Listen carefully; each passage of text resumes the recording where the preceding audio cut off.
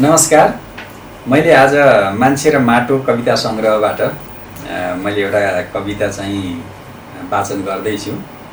यो तीज पनि आइरहेको सन्दर्भमा यो तीजकै सन्दर्भको एउटा कविता छ।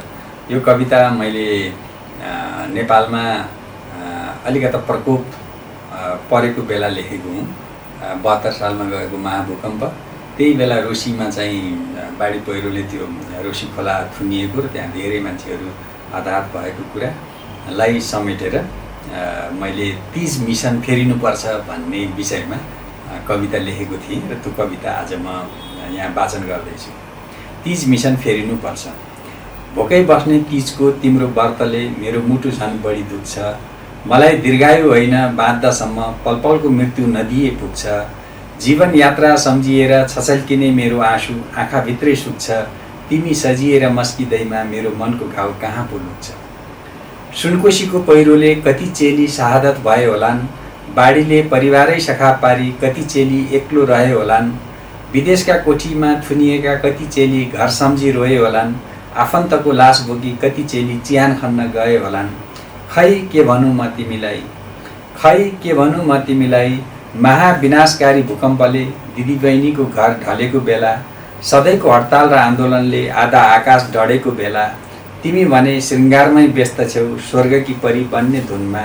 मै राम्री भइछु मै मस्त छेउ बेरिएर मङ्गा सारी र सुनमा। लाग्छ तिमीलाई न त सुनकोसीको सुस्केराले छुन्छ, न त बाढीले बगाएकाहरूको चित्कारले छुन्छ, न त अरबमा ज्यान गुमाएकाहरूको भाव विह्वलताले छुन्छ, न त नारकीय जीवन गुजारिरहेकी चेलीको मलिनताले छुन्छ, न त विनाशले घरबारविहीन भएकाहरूको धैर्यताले छुन्छ, न त सुनसान सहरहरूको सन्नाटाले छुन्छ। बस तिमीलाई आफ्नै सारी चोलो गहना फेर्ने चिन्ताले सताएको छ।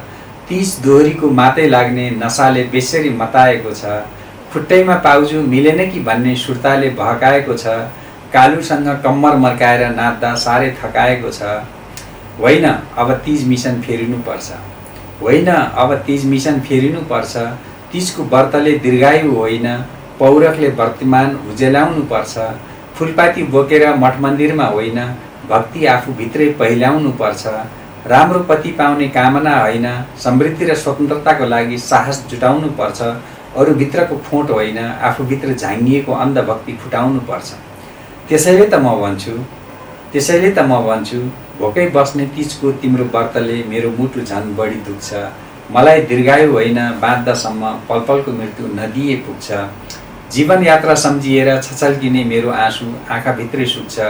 तिमी सजिएर मस्किँदैमा मेरो मनको घाउ कहाँ पुग्छ। धन्यवाद। यो कविता म चितवनमा कार्यरत रहँदा लेखिएको।